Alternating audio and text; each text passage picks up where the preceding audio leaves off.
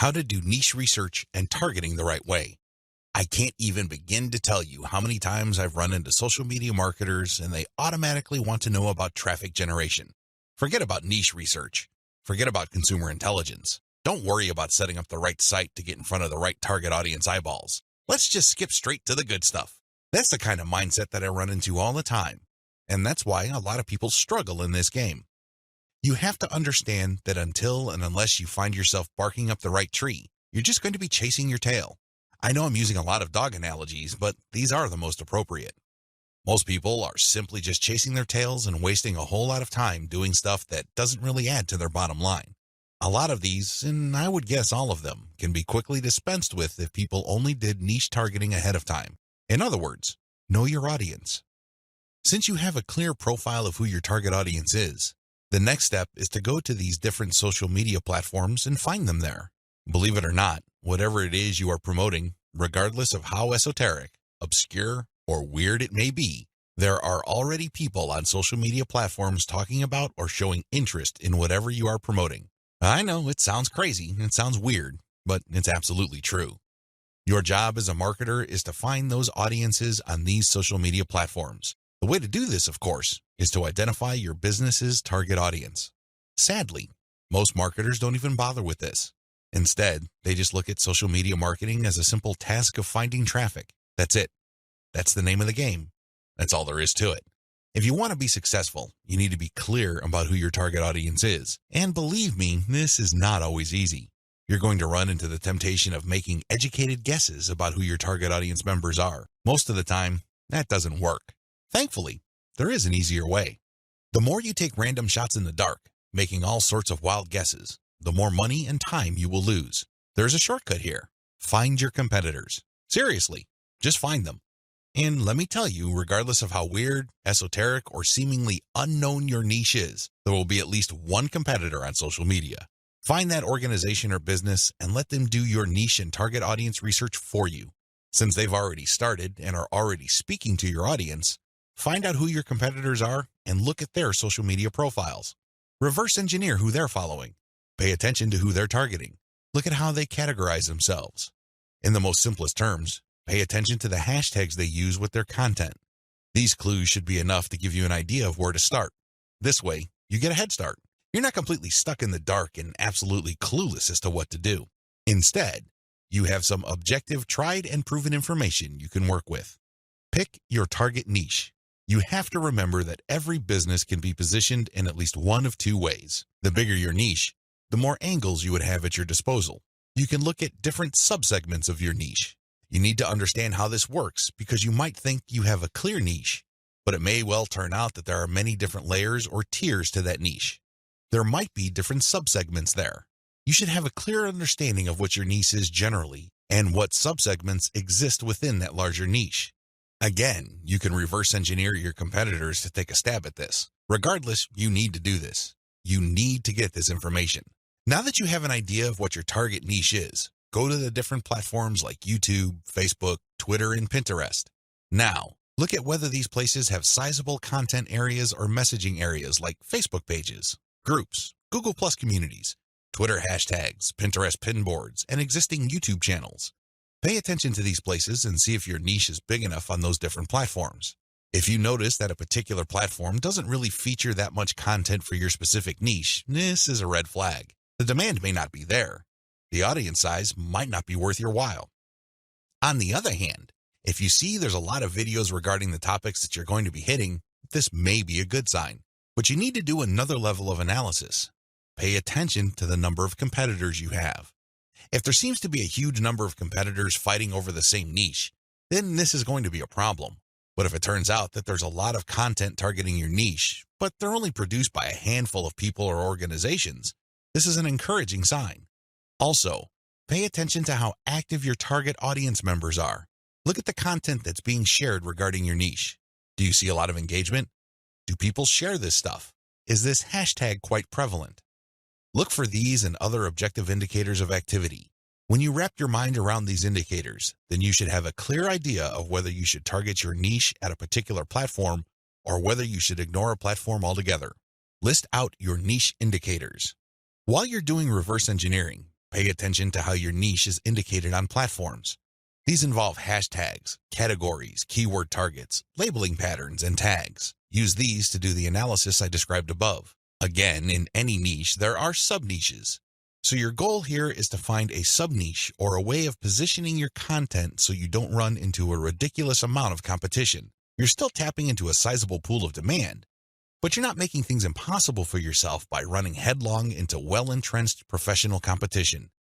You will probably need to keep experimenting with different sub-niches until you find one that is promising enough.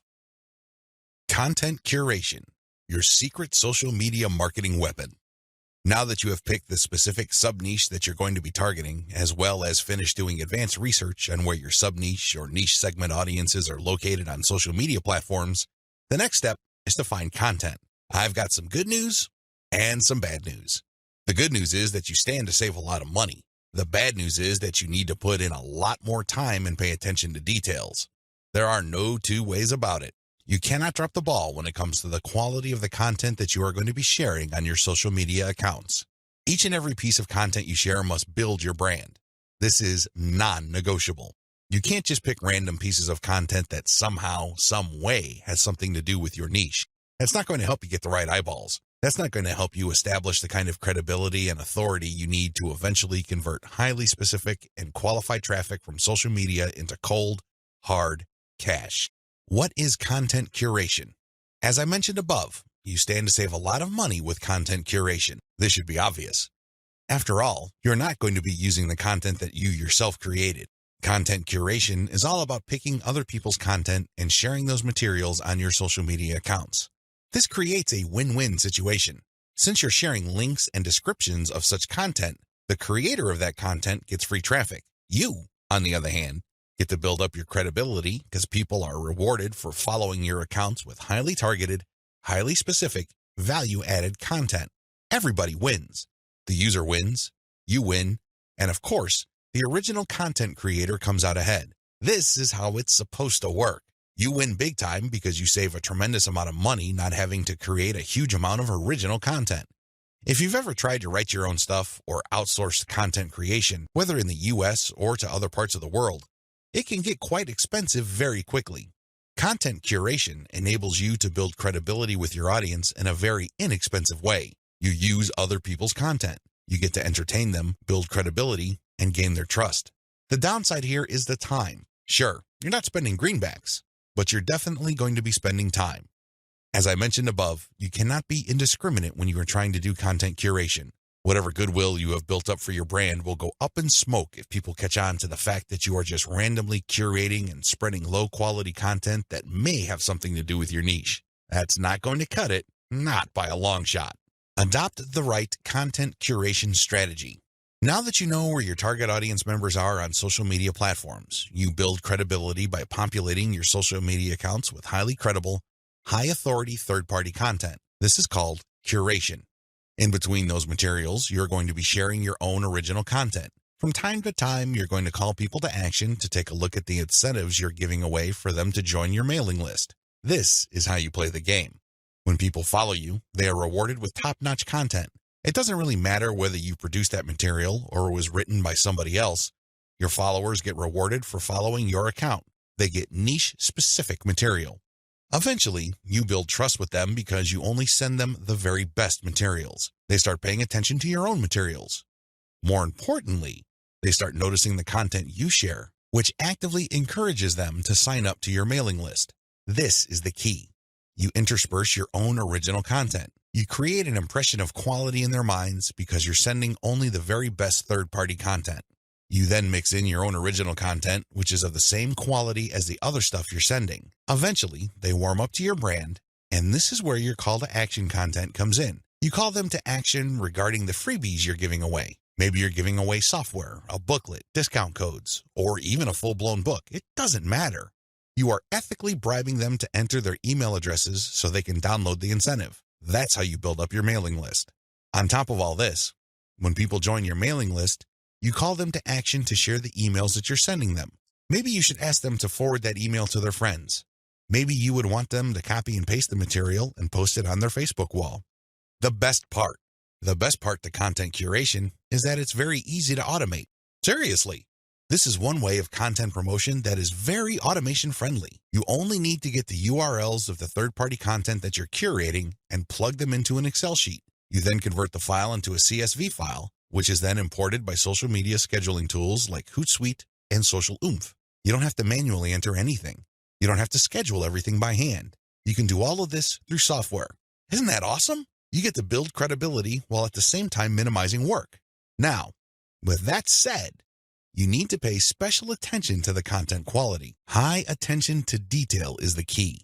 You have to resist the temptation of running basic keyword searches on Google or on social media platforms and grabbing anything that is somewhat related to your niche.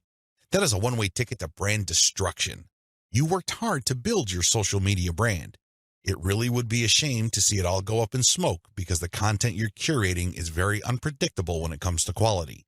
There may be several days when you're sending the very best, cutting-edge reports on your niche, followed by a few days of just completely worthless content. What do you think prospective fans would think? Either they would think that your brand is unreliable or you're unprofessional. Whatever the case may be, you're not going to be convincing people that your brand focuses on the very best in your niche. You need to be very discriminating when you select your content. You have to read through the materials. Make sure that the content is alive, updated, and well-written. This, of course, takes time. The trade-off, obviously, is that you don't have to spend money. Regardless, you need to pay close attention to the content that you're sharing because it represents your brand. The quality it contains either makes your brand look good or erodes your brand. It's your choice. Reverse engineer your competitors' top content. In the previous video, I mentioned that you're going to have to mix in your original content. Now, the question that's probably on the top of your minds is, how do I know which content to produce? Well, there are two ways to do this, like I mentioned earlier in this training. You can try to figure out things on your own and engage in all sorts of experiments, or you can just simply allow your competitors to do your homework for you. I hope you can see which path is the easiest. It should be obvious. If you are sending the very best content on your niche, your original content must be at the same level or better. Otherwise, your followers are not going to take the bait. They're not going to trust your brand. They appreciate the fact that you're collecting all this information, and they're probably going to stick around and follow your social media accounts. However, you can't count on them to do much of anything else. There's really no incentive for them to join your mailing list. Why should they? Your content is not that great. They only need to compare the kind of original content you produce with the other top-notch third-party stuff you're sharing to see your weakness. Do you see the problem here? You have to produce top content if you want your brand to be credible. Thankfully, this is easier than you think. Simply reverse engineer your competitors. Look at their most successful stuff. How do you know? Look at the social media indicators of their content. How many likes does their top content get? How many shares? Is there any other indicator that shows that this content actually has traction? Maybe you should pay attention to the number of comments for that content. Maybe you would want to run a backlink checker on a piece of content and see how many other blogs or websites link to that piece of content. This is how you measure the overall success of any single piece of content so you can use it as a template, if you will, for your own content. I'm not saying that you should rip it off. Instead, I'm encouraging you to use it as a starting point and come up with something so much better. Focus on what works. When you look at your competitors' most social pieces of content, you are basing your own original content on themes and topics that actually work. They have traction with your target audience members. You're not wasting money or time taking wild guesses. This is one of the most common mistakes social media marketers make. They think that they have the best ideas regarding hot content in their niche, so they come up with all sorts of content that they think is just plain awesome, only to fall flat on their faces. I'm telling you, for every 100 pieces of those types of original content, maybe 10 would gain any sort of respectable traction in your niche. It's too expensive, and it burns too much time. Thankfully, there is a better way. You just need to reverse engineer your competitors' most successful content. Use that as a starting point. You can adjust them. You can modify them. You can come up with your own variations. But at least you get a head start. At least you're in the ballpark when you start off. You're not just taking random shots in the dark. Learn from your own success. After you have started curating and mixing in your original content, pay attention to your statistics. They should tell you which of your content gets the most love. If you notice that a handful of your curated third-party content gets a lot of retweets, shares on Facebook, or any other indication of social media engagement, Pay close attention to those pieces of content. At some level or another, they struck a nerve. They caught your audience members' attention in a very positive way. Find these successful curated pieces of content and create original versions of them. Similarly, if you have many different original pieces of content, only a handful of them will be really successful. Pay attention to those. Find them. Once you've identified them, create more of them. Focus on the same themes and present similar information the same way. The key here is to focus on what works and expand it and grow it. Ditch the stuff that failed. Build on your strengths. Create derivative, cross-platform variations of your most successful content. Now that you have a clear idea of how to create content that has proven traction, don't just keep reverse engineering it. While you need to continue doing that, you also have to do something else. Create derivative or cross-platform versions. For example, one particular type of blog post does well on all your social media accounts. Identify its themes, pay attention to its patterns, and come up with another blog post. See if that works. If you achieve the same level of success, you're onto something. This is not a fluke. This is not a one-time thing. You have struck on a theme that your audience members readily enjoy. The next step is to take things to a whole other level. Instead of just cranking out yet another blog post, create videos about that theme. Make specialized diagrams. Produce infographics. Take these materials and share them on social media platforms that specialize in those formats. For example, for blog post URLs, share them on Twitter and Facebook. For videos, share them on YouTube. For diagrams and infographics, share them on Pinterest.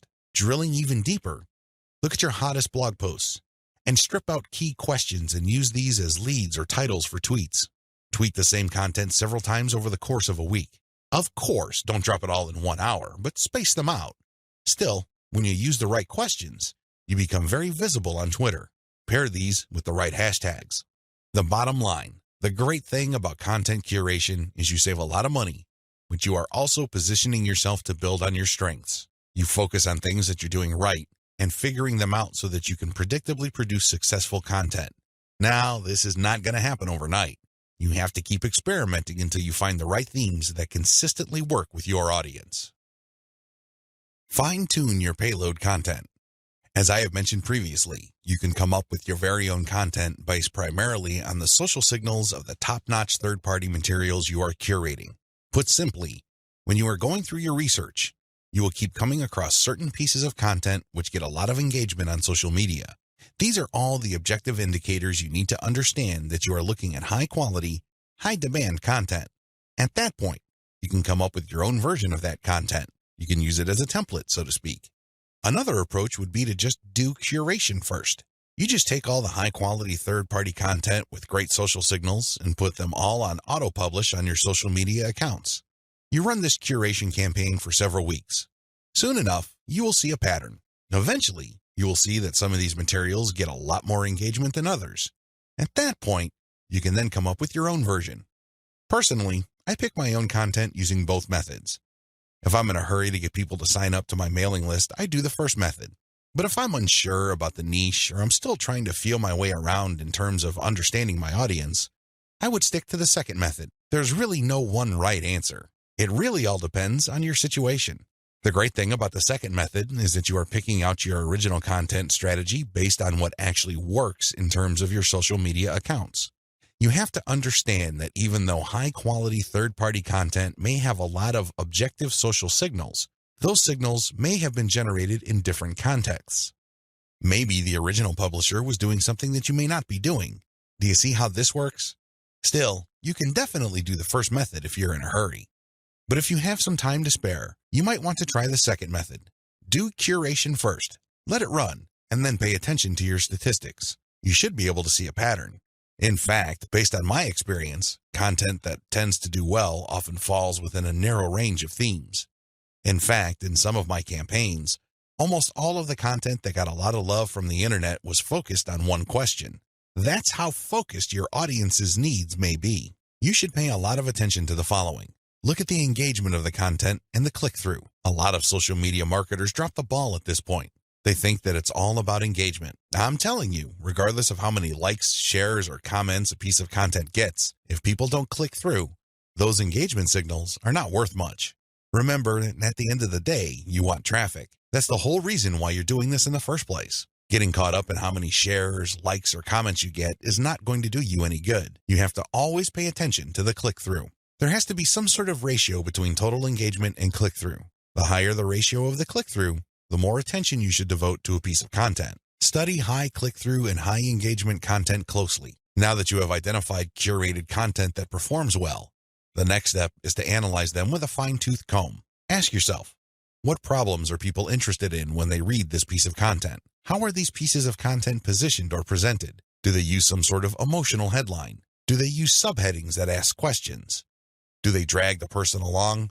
Or do they just lay out the information dead center? Pay attention to cosmetic issues. People do judge a book by its cover, and blog posts and articles are no different. How are these materials formatted? Do they have big pictures? Do they have header pictures? Do they use diagrams? What are they doing exactly? Once you've answered all these questions and you're comfortable with the answers you got, the next step is to create your own content specification sheet. This is going to be your template. Now, make sure that you're not just basing it on one successful piece of content. That third-party content might be a fluke. The company behind it might just have gotten lucky, and for some reason, that piece of content went viral. That's not going to help you. You have to base your template on the success of many different pieces of curated content. This way, you can be more confident of the fact that even if you barely comply with all the specifications, you would at least get some decent and positive results. Using the information above, create payload content. Now that you have gotten your template together, you need to create your own high-quality, high-engagement original content. This content is going to be used to sell people on your mailing list.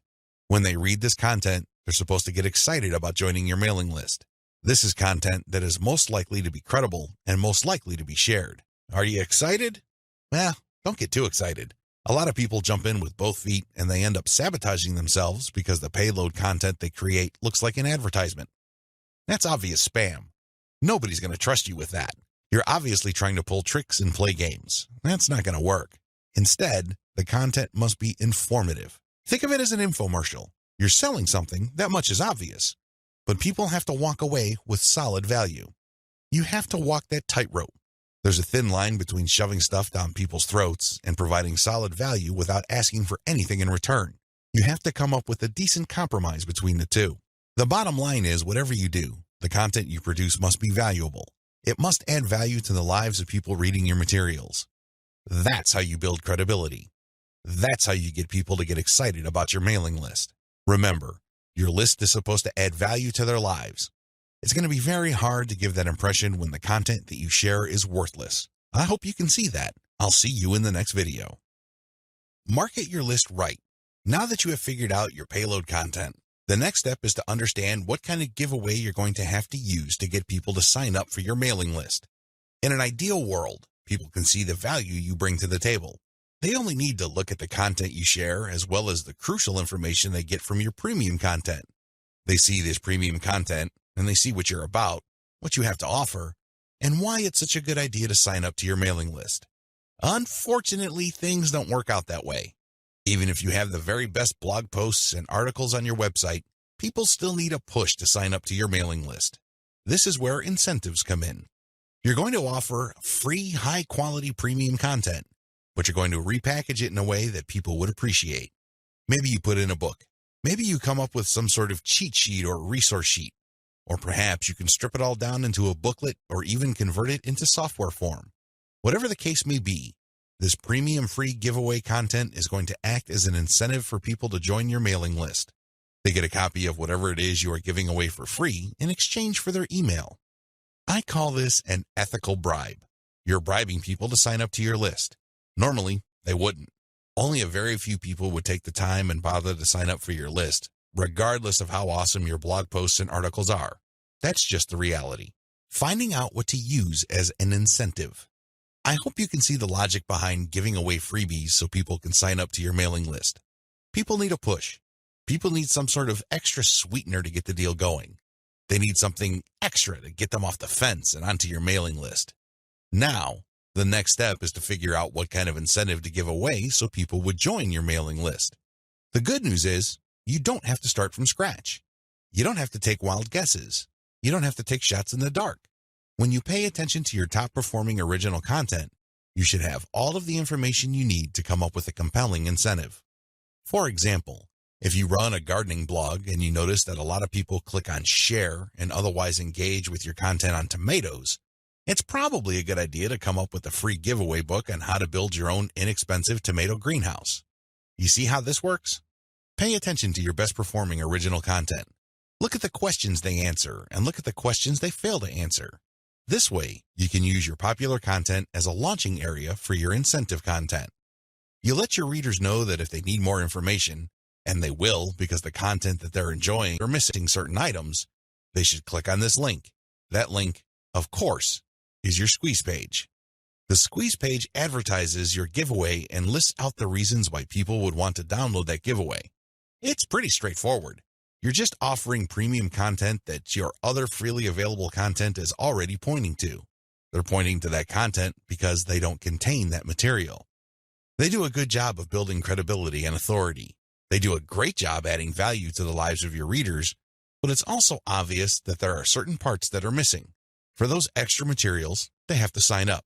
It's absolutely free. It doesn't cost them a dime, but they need to sign up to your mailing list. This is how you set up your mailing list. It has to be closely tied to your premium content. Coming up with incentives or freebies that look like they came out of left field because they're unrelated to whatever it is you're currently doing is not a good idea. Chances are quite good that you're going to fail. When you come up with incentive content that is directly related to the materials you're already sharing, you create a feeling of value. There's also a feeling of exclusivity. After people have seen your content and have become aware of what you are and what your brand is about, you let them in on a special premium. This is a special deal that other people who haven't accessed your brand have no idea about. Position all your original content to push your mailing list first. To play up the value of your incentive content, you first have to promote the value of the mailing list. I know this sounds counterintuitive, but if you think about it, it makes all the sense in the world because in reality, it's the mailing list they're signing up for. The freebie that you're giving away is just a bribe. It's intended to get people to enter their email address and nothing more. If you were to use all your original content to play up the fact that people can get this additional content, don't be surprised if people sign up to your list and quickly unsubscribe because they really don't care about your list. Again, you're walking a tightrope here. On the one hand, you want people to get excited about the premium you're giving away for free in exchange for their email address. On the other hand, you want people to see the value that they would get by being members of your mailing list. This is how you should play it. All your original content should push your mailing list first. I'm not saying that you should not tie it into the incentive, but your original content should highlight the fact that when people join your mailing list, they will continue to get valuable information. This is the key, because when you use your tried and proven content to push mailing list membership, people are less likely to join your list and immediately unsubscribe. They are aware of the value that the list can possibly bring to their lives. You then play up the premium content as part of the membership. In other words, it's an extra. It's not the main focus of the list. Keep the list separate from the premiums you use to get people to sign up to your list. I hope this is clear because you want to play up the list first, but it must be obvious that you are using the premium content, whether it's a free book, a booklet, a cheat sheet, some sort of pre-recorded video, or something else, as a means to get people to make a decision. That's the bottom line. You want the incentive to push people to make a decision to join your list, but all your original content and your website by extension should push the reader to see the value of being a list member. A lot of social media marketers completely blow this.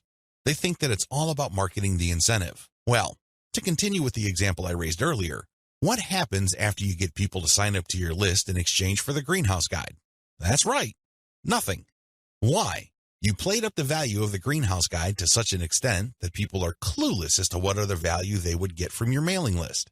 Indeed, don't be surprised if people start reporting your list as spam after you start sending them updates. They were so focused on getting the free book that the updates from your mailing list completely took them by surprise. This happens all the time because of faulty messaging on your blog or website. You cannot afford to play the game this way. You worked hard to pull all this social media traffic to your site. You spent a tremendous amount of time, effort, and resources to build a solid brand. Unfortunately, you're dropping the ball if you market your mailing list this way. You must sell the list first, but the incentive must be used to push people to make a decision. This is the proper order of priority. Anything else will fail. Set up your squeeze page for maximum social appeal. As I mentioned earlier, you should use your content to push your mailing list. You should use your content to upsell your squeeze page. But this doesn't mean that you can get away with badly designed squeeze pages. It's not going to cut it. Your squeeze page must be well designed. After all, this page is a specialized recruitment page. When people get on this page, you have to make the case as to why they should join your list, and not just for the incentive.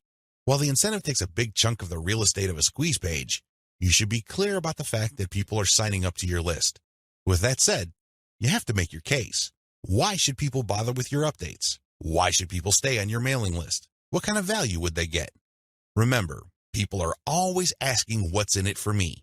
Your squeeze page must answer that question effectively, clearly, and powerfully. Your squeeze page must be well designed enough to be able to make that connection, while at the same time, it must be easy to market on social media. Maybe you should have a graphic on your squeeze page that can be easily posted on Pinterest. Maybe you should have a video on your squeeze page that can be easily shared on YouTube. There are many ways you can go with this. What's crucial is that your squeeze page must be social media ready. At the same time, it should also do a good job of recruiting people. Set up the right confirmation page. When people join your list, thank them and make them feel welcome. You also have to clue them in regarding the content they should expect to receive. Make them feel that they just did the right thing. Make them feel that they solved a major problem. Not only do they get access to the digital freebie you're giving away, but they're also going to be receiving valuable information regarding a particular topic that they have problems with. This is how you sell the list. Simply hyping up and over-promoting the premium is not going to help you convert social media traffic into cash. That's just not going to happen. You have to sell the list. You have to build trust in the list. Unlock the power of repurposed content. I've already described this in an earlier video, but this topic is so important it deserves its own standalone video. When you create original content for your blog or website, you already know that this content has some sort of traction in your niche. You already know that there is a significant amount of demand for this particular type of content. Not only did you base your decision on the social signals of your reverse-engineered competitors' content, but you're also picking out content choices based on your own statistics. In other words, you're basing your best content on tried and proven material. You're not taking shots in the dark. You're not taking wild guesses. You're not crossing your fingers and hoping that something sticks.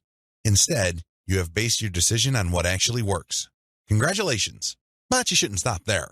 Once you have noticed that this content really performs based on the amount of clicks as well as the social media engagement it gets, the next step is to repurpose that content, turn them into other types of content, and reshare them on platforms that specialize in those content types. For example, if your blog post is getting a lot of retweets and clicks, you might want to strip the blog post into questions. This isn't all that hard because if you look at any type of content, it consists of answers to questions. The questions may not be obvious. The questions may not be plainly stated, but the content is meant to address certain concerns. These concerns can be reworded into questions. Strip your most powerful and best performing content into a series of questions. Each question then is linked to the article or blog post that answers it. Tweet these and pair them with niche-specific hashtags. By using automation tools, you can rotate different questions that essentially promote the same piece of content. Since you're rotating hashtags, there's a high chance that different people looking for different segments of your niche would become aware of your tweet and possibly click through. Another thing you can do is turn your article into slideshows. Each article brings to mind many different mental images. Come up with different pictures for each of the topics raised by your article and create a simple slideshow using PowerPoint. Share these PowerPoint presentations on SlideShare. You can also use other tools to create a video from your slideshows. Once you've created these videos, you can obviously share them on YouTube. Alternatively, you can look through the issues you raised in your blog post and turn them into infographics. Infographics are essentially stripped-down graphical forms of articles or blog posts. They focus on the most important points you raised and make them easier to understand by the viewer by converting them into pictures. Share these infographics on Pinterest. Finally, you should make sure that all your blog posts or articles have a nice header picture. This way, when you load the link on Facebook, a nice preview shows up. It grabs eyeballs and people are excited to share the content. On Facebook, you have a wide range of content formats to choose from. You can share links, videos, infographics, photos, diagrams, and even audio files. After you share materials on your Facebook page, You should then get the link to that post and then share that Facebook page link in Facebook groups that cater to your niche or a related niche. This is how you unlock the power of repurposed content. If you play the game this way, you spend less time creating content and more time promoting. Promotion is the name of the game. You may have great content, but it's not going to do you much good if people don't even know it exists. For every hour you spend creating content, you should spend 10 hours promoting that piece of content. This is how you build up a successful mailing list. This is how you create a solid brand on social media. Start with powerful content, but create different versions and spread it on many different social media platforms. Use automatic content sharing. Before I get into content sharing automation, I want to highlight one other important reason why you should repurpose your content. If your audience members keep seeing that you talk about the same stuff over and over again, chances are you will lose them. People want to hear new stuff. People want you to explore other related needs of theirs.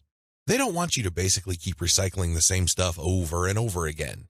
Unfortunately, that's precisely the kind of risk you're running if you simply focus on giving people more of the same successful stuff. You know that a particular content theme works. You know it gets a lot of engagement. You know that it draws a lot of clicks. It's perfectly natural for you to want to keep recycling that same theme. Don't do it. Focus on the very best way to present that theme and stick with it. Just do it a few times, but focus more on repurposing. This way, when people get into contact with your content, they can see that you are talking about something that appeals to them, but in different formats. They are more likely to pay attention. They're more likely to click through. They're more likely to share. Keep this in mind when it comes to repurposing. Don't think that Video 11 is completely optional. It isn't. You want your social media feeds to consist of highly successful content as much as possible. It really would be a shame to figure out what works, only for you to get lazy and just focus on text content. I'm sorry to say it, but text content can only take you so far, which brings me to content sharing automation. Since you're going to be sharing a lot of content, and much of this content being third-party as well as original and repurposed content, you're probably going to have your hands full if you decide to do this manually. First of all, since you're going to be covering many different platforms and sharing different formats on those platforms, you have a lot of forms to fill out over and over again. Sure, you may have created an account, one for each of those platforms, but submitting to those places requires you to fill in forms. Posting on Facebook involves form filling. Now, if you really don't have that much content to share, this should be barely manageable. But if you're looking to maximize your visibility by publishing on your social media accounts several times a day, you need to automate. Unfortunately, simply plugging in information into content publishing tools is not going to do you much good. You have to know when to publish. Believe it or not, the vast majority of your target audience members check their Facebook, Twitter, Pinterest, and YouTube accounts within a certain block of time every single day. Post outside of that block of time and you miss the eyeballs of the vast majority of your audience members. Sounds good so far, right? Well, here's the problem. Different audiences have different time preferences. How would you know? This is where experimentation comes in. First, you're going to have to share your content randomly at different times of the day. As much as possible, share content every hour. Set your content automation tools to publish every hour. Let this run for about a week or two. After the experimental period is over, check your stats. Facebook Insights, for example, will tell you when most of your page fans checked out your content. Armed with this information, you should set up your automated software to publish your content in a cluster to fit those optimal times. For example, in the experimental stage, you're publishing one piece of content every hour. That's 24 pieces of content spread out over a full 24 hours. After you checked Facebook Insight, it turned out that 80% of your content views actually take place between 8 a.m. and 5 p.m. You then take those 24 posts and compress them within that 8 a.m. to 5 p.m. window. This is how you publish in clusters. Forget time blocks outside of that time frame. This way, you maximize your chances of the right eyeballs seeing your content. Special notes for Twitter. If you're going to be publishing on Twitter, republish your content many times during the day at the most optimal time frame. Facebook Insight already told you that your content is being viewed within a specific time frame. Chances are your Twitter fans have the same social media viewing habits. Stick to that time frame. Now, here's the secret. Set up your automated content publishing tools to tweet out your best content many times during that time frame, but you also have to rotate different hashtags. This way, you can reach different people looking for hashtags that are related to different subsegments of your niche. Special notes for Facebook. When publishing to your Facebook page, don't hesitate to publish original content that you have published before. Try to avoid publishing only once. Instead, you should sandwich or schedule this republished successful content in between high-quality, curated content. This way, people get more exposure to your best content. Once they click through, you get yet another chance to recruit them to your mailing list. Remember, when you share high-quality third-party content, you're not getting the traffic. You're building credibility, but you're not getting potential list members to your squeeze page. That's just not happening. When you share your own original content, you get a chance to recruit them to your squeeze page. Keep this distinction in mind. This is the reason why you should republish your most successful content by interspersing it with top-rated, curated content. Scale up your targeting. When you're publishing on Facebook and Twitter, you can use hashtags. This is definitely true with Instagram. Regardless of the platform you're on, make sure you play around with how you categorize or tag your content. In any niche, there are many different tags available. Experiment with these. See which tags get the most attention from the social media platform you're sharing a piece of content on. Of course, you're not going to find the magical combination of hashtags overnight. That's not going to happen. This is one of those things that you're going to have to find out by doing it over a long period of time. Still, when you run these experiments, a pattern should emerge. Sooner or later, you would discover that certain hashtags produce a lot more results than others. They draw a lot more eyeballs. They get a lot more attention. Most importantly, they get a lot more engagement. Stick with those. Experiment with tagging niche-focused influencers. When you're doing research on hashtags on Twitter, for example, you would be able to find influencers that specialize in those hashtags. These people just love to post content related to certain topics. They use a narrow range of hashtags every time they post. It seems that's all they focus on. Find these people. Look at their content. Are people retweeting them a lot? Are they getting a lot of love for their content? Do they get a lot of engagement? Are people responding via Twitter? It should be fairly easy to see which accounts are influential in your niche and which aren't. Don't just focus on how many followers they have. Instead, look at the total amount of engagement they get, and also pay attention to the ratio of followers they have to the number of accounts they follow. For example, if I find Mike Smith to be a big poster in my niche because it seems that he just seems to rotate among the 10 hashtags that are most relevant to my niche, I look at his followers in relation to the number of accounts he's following. If he's only following one person, yet he's being followed by 15,000 people, Mike Smith might be an influential person. I say that he might be because I'm also going to have a look at the engagement levels of his posts. Are his posts getting a lot of retweets? Are a lot of people responding? Are a lot of people clicking the heart icon? If his content has these factors, then his account is probably worth following.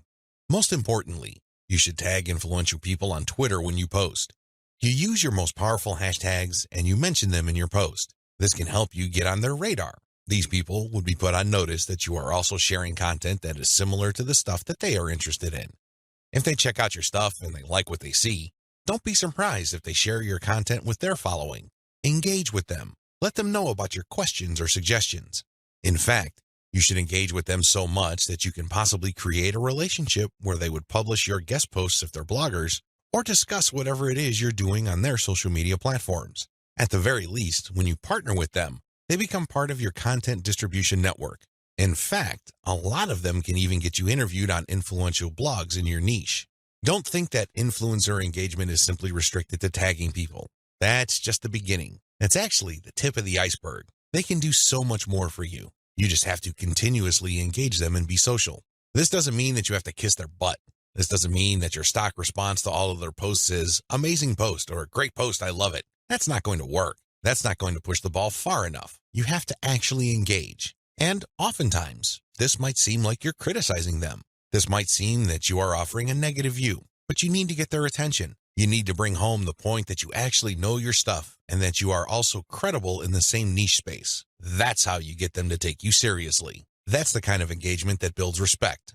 Otherwise, you're just going to look like another member of the choir. They really don't have any incentive to interview you or post your guest content. Why should they? You're not really sharing any information or suggesting any points of view that are different or distinctive. Experiment with paid traffic. Only after you have spent a lot of time drumming up free traffic from social media marketing should you even think of buying traffic. I know this sounds a bit extreme, but it's the absolute truth. Why? Well, in the beginning, You don't know when your target audience members will be reading your content. In the beginning, you don't know what their demographic breakdown looks like. How many males compared to females are in your audience pool? Do males or females like certain types of content that you share? What are their age ranges? Where are they located? I hope you see the big picture here. You have to use free traffic to do initial audience intelligence. Once you've gotten all these important insights, you can then start paying for Facebook ads and other platforms' ads. If you start any earlier than this point, you probably would end up wasting your money. Study your statistics first. Pay close attention to audience patterns. Take out ads based on these patterns. Sell to your list differently. At this point, you have turned social media traffic into list members. Congratulate yourself. You've managed to do something the vast majority of social media marketers cannot do, or, worse yet, don't even think about doing. It's quite an accomplishment. Unfortunately, even at this point, it's still too easy to drop the ball. In fact, a lot of people who have mailing lists stay with one mailing list. They think that as long as people who visit their blog sign up to their mailing list, they're good. Well, at a certain level, they're correct. A certain percentage of those list members will buy affiliate products that you promote on your list. A certain fraction of your mailing list will buy your original products. Some may even visit your online store and buy merchandise. But the problem here is that if you accept this scenario, you are settling for cents on the dollar. You really are. Don't you want to maximize the value of all your hard work, focus, and energy you invested in your venture? Wouldn't you want to maximize your return on effort? If you want to get maximum results from your mailing list, you have to sell your list differently. There are really no two ways about it. Every other approach would lead to, at best, mediocre results or, at worst, no results at all. Keep the following tips in mind. Use different content on your list. When people join your mailing list, chances are they join because they got exposed to some of your content. They already know what you talk about. They are already familiar with the quality of your content. They understand the themes that you focus on. That's why it doesn't make any sense for you to feature the same exact content on your list. Sure, you may make some changes. You might change the title. You might even switch things around. But people aren't dumb. They can see right through that. They can see that you are recycling content and feeding them stuff that they have probably seen before. Do you think this kind of practice builds confidence? Do you believe that doing things this way will build trust? Of course not. You have to use different content. What kind of content will you have to use? Well, first of all, you already know what your most popular pieces of content are. Start with these. No, I'm not talking about republishing them. I'm talking about analyzing them and seeing where the gaps are. Are there any questions that are left unanswered? Are there any questions that were raised by the answers that you gave in those popular pieces of content? These should be enough to get your mind going as to the kind of finely tuned, high-value content that you're going to be sharing on your list. Remember, your updates are the ultimate reward to your list members. Sure, you may have positioned your squeeze page to reward subscribers with a premium, but once they downloaded that premium, they really have no other incentive to keep reading your emails. Do you see how that works? So do yourself a big favor and make sure that the update content you send is the reward. That's how you get people to open your emails and read your materials over and over again. Reward them for being on your list. Don't drop your guard. Don't take it easy. Don't give in to laziness. This is your time to rise and shine. Everything else that happened before this was just a dress rehearsal. This is it. This is where the rubber meets the road, and you better perform. Use premium content. If you really want to hit the ball out of the park with your mailing list, send updates that really highlight how original the content is. Well, how do you do this? Use social proof for case studies. These are testimonials of people that have taken your advice or who have experienced certain things that you talk about. When people read these stories, they can't help but be engaged. They can't help but be absorbed into the narrative. These people sharing their testimonies are real flesh and blood human beings with real problems that your readers can relate to. That's the kind of compelling content that will take your list to a whole other level. Why? Most of your competitors are just recycling their stuff. Sure, they're recycling their best stuff because that material is tried and proven, but they're not really distinguishing themselves. They're not really doing their brand any favors by taking the easy way out. You have to commit to doing things differently. This is how you build loyalty around your content. Remember, when you're running a mailing list, your content is composed of the emails you send out. No more, no less. Upsell, upsell, upsell. I can't say the word upsell enough. If you want your list to make money, you have to upsell. Now, you don't have to be a hero. You don't have to overdo this. You don't have to come off like some sort of super salesman. If you're like most people, you know how annoying pushy salespeople are. You probably will push back. You will probably tune them out and unsubscribe. I can't say I blame you. That's how most normal people respond to pushy salespeople. By upsell, I am just telling you to send content that highlights a problem and a solution. That's all upselling is. You remind people of their range of problems, and you remind them of certain solutions to them. Now, of course, just like with most things in life, there are good solutions and even better ones. Your job is to send email updates that get people excited about finding a solution and laying out common solutions that are good, but are not the best. What you're doing here is you're drawing their attention to the very best solution to their problems. For example, if you run a social media marketing mailing list, you can tell people that creating picture quotes and videos from pictures is a great solution to their original content needs. But an even better solution would be to automate these materials where people just click on images and all of a sudden, a video is created. It saves a tremendous amount of time, effort, energy, and most importantly, the created video would then automatically be uploaded to their social media accounts. That's the kind of distinction between good enough solutions and obviously superior solutions. That's how you upsell people to your list. You're still providing value. You're still answering their questions. You're still addressing their needs. But you're laying out a range of options.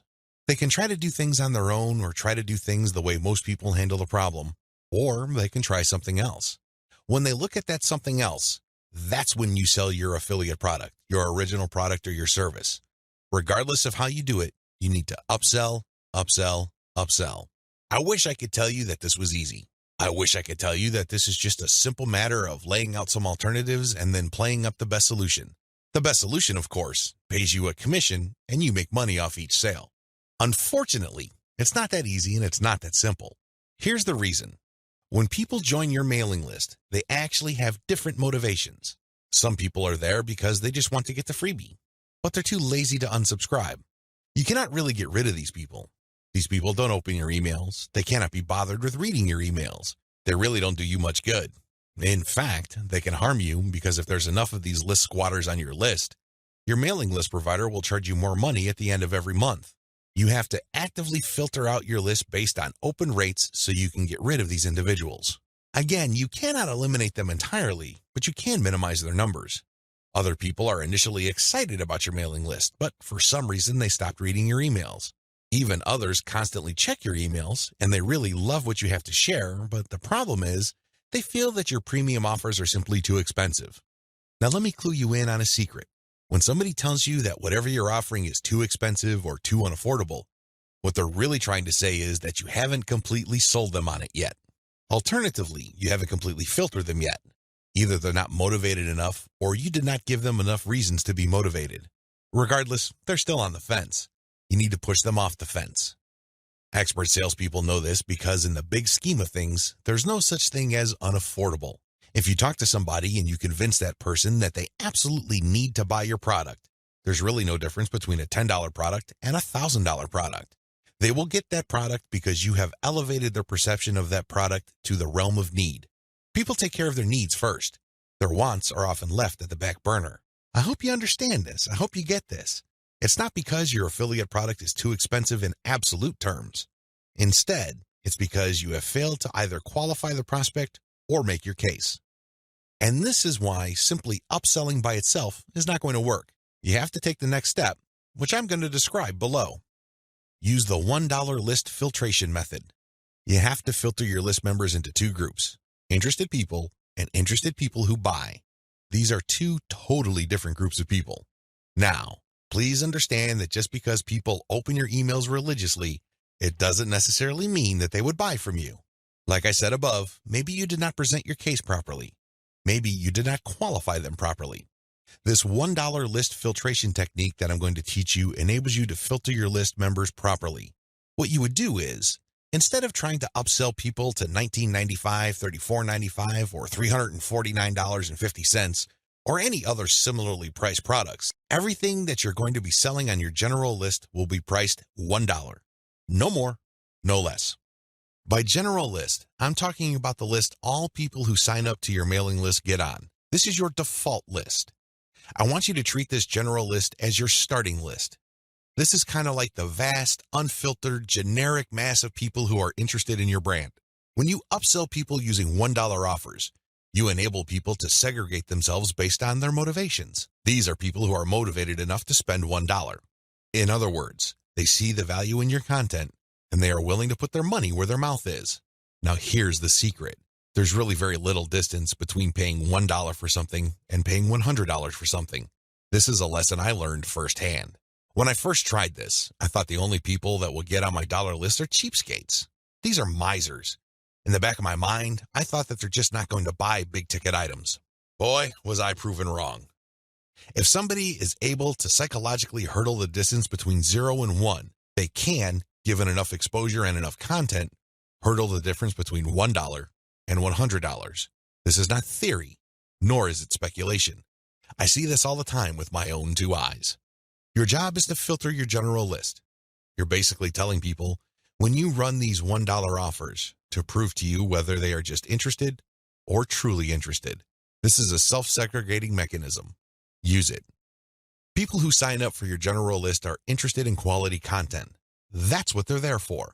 But only a fraction of them would actually be willing to pay money. You make your money off this golden fraction. You use your buyer's list to make real money. Again, you have to sell your list differently. This applies to your 2 types of mailing lists as well.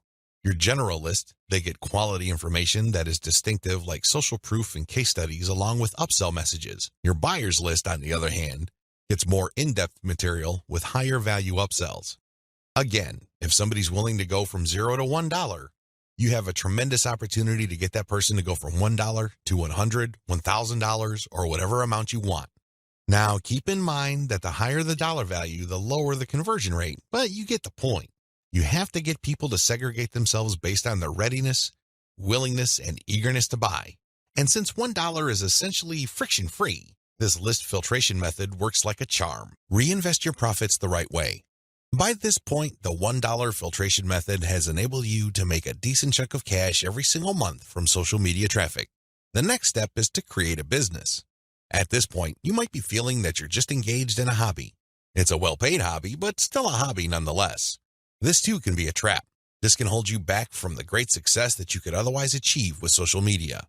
How do you turn the information that I shared with you into a platform for a business that can withstand the test of time? Simple. Reinvest your profits the right way. Move into other niches after you master your system.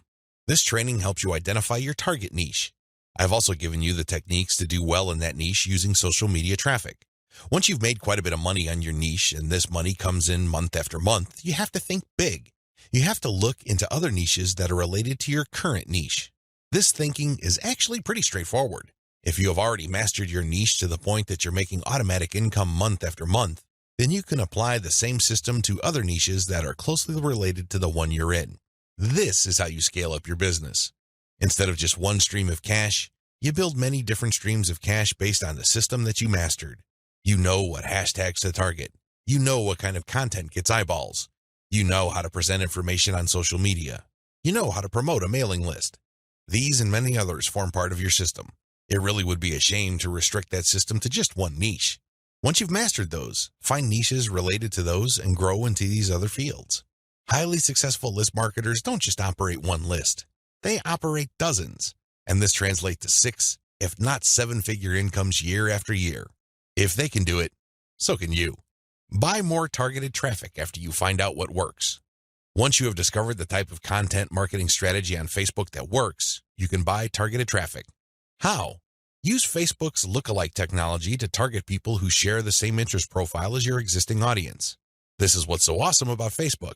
This is also what gets them into all sorts of hot water. Believe it or not, accept it or not, Facebook is spying on you the moment you log into the platform. It pays attention to what you like. It pays attention to what you comment on. It pays attention to what your friends like. And it makes all sorts of predictions regarding your behavior and your interests. Accordingly, if you like certain topics, it creates an interest profile. Facebook's lookalike audience technology enables you to find people who haven't visited your Facebook page who share the same interest profile as your current fans. Talk about an amazing technology. Take advantage of this. It enables you to show your brand in front of eyeballs who are more likely to appreciate it. Invest in more original content. You might want to invest in original content. If you're already making a decent profit from your current system, You might want to take things to the next level and add a whole lot more value to the lives of people following your brand on different social media platforms, as well as in your blog or website with original content. Now, this doesn't mean that you have to roll up your sleeves and write everything yourself. You can hire professional writers to do this. Thanks to global outsourcing, you can get high-quality original content from places like Ozkey.org without it costing you an arm and a leg. You can get high-quality content that truly engages your audiences without it killing your profit margin. Invest in more content updates. This advice really flows from the previous point I raised. If you're going to be investing in more original content, automatically you'll be investing in more content updates. You will have a lot more original materials to share. These two actions go together. Regardless, you need to step it up in terms of content updates so you can pack a lot more value. Invest in your original products. When you're started out setting up this system I teach you in this training, you probably would be focused on affiliate products. You get an affiliate from an affiliate program, you market that link on your email updates. When somebody clicks on that link and buys something, you get a commission. Pretty straightforward, very simple. Well, if you really want to make a lot of money, you have to turn your back on affiliate marketing. You really do. Instead, you have to sell your own stuff. The reason why you need to do this boils down to control. When you are selling other people's materials, you are at the mercy of their squeeze page, their landing page, and ultimately, the quality of their product. What if their product sucks? What if their sales page converts only a fraction of the people it could otherwise have converted? You lose out. That's the bottom line. If you want to maximize your control over your income, you need to invest in your own original products. Thankfully, outsourcing is always available to you. You can outsource to professional companies like Ozkey.org or other specialized content producers to help you produce high-quality original materials for cents on the dollar. Sell your own video-based membership courses. The main problem with product sales online is, by and large, you're selling the item once. Somebody clicks the buy button, they pay, they get access to the download link, and that's the end of the story. They already have the product. They can enjoy it, they can throw it away, they can do whatever they want with it. But the transaction only took place once. Wouldn't it be awesome if people keep sending you money every month? Wouldn't it be great if you get recurring income? Well, that's exactly what you can enjoy when you sell your own video-based membership courses. For example, if you have a gardening blog, you can set up a video-based course where you teach people the ins and outs of garden cultivation. Every single month, each member's PayPal account or credit card account is billed a certain amount. You don't have to lift a finger. And this goes month after month after month until they cancel. The best part? You shot the videos once, yet you make money off them month after month. How awesome is that? This is called passive income. And the great thing about this is that you don't have to stick with video. It can be any kind of membership. Maybe you can give them access to pictures. Maybe you can give them access to files or even software. It doesn't matter. What they're paying for is the right to download that material month after month. This is the key. Recurring income should be your ultimate goal. This is how you maximize your effort. You're putting in less work while getting more money out of the system. Unfortunately, this is not something that you can master getting out of the gate. It also doesn't happen overnight. You have to pay your dues by doing the other steps above first. Conclusion. Social media marketing confuses a lot of people. It definitely leads to a lot of dead ends if you let its myths get the better of you. This training shines a light on one effective way of using social media exposure to turn social media reach into cold, hard cash in your bank account. While I'm not claiming that these steps are easy, they are doable. You just need to follow instructions. You need to conduct experiments and focus on what works. The key here is to use this information to fit your particular set of circumstances, to produce practical, actionable steps that you can use to earn a truly passive income. Don't move one step ahead until you've mastered the previous step.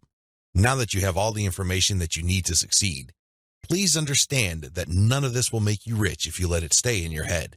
Not in a million years. You have to take action on them. You have to get that sense of urgency that you need to make this information a reality. The longer it stays in your head, the less likely your finances will change. Give yourself a deadline. Commit to a firm start date. Once that date comes, start. You don't have to be a hero. You don't have to hit a home run the first time you step up to the plate. As long as you're making a small step forward, that is good enough. Why? A small step forward is still a step forward. You have to keep doing it. You have to take step after step. It doesn't matter what side of the bed you woke up on. It doesn't matter what you're feeling. None of that matters. What matters is you stick to the plan. If you're able to commit and focus, you will succeed. I wish you nothing but the greatest success. Thank you for watching this training.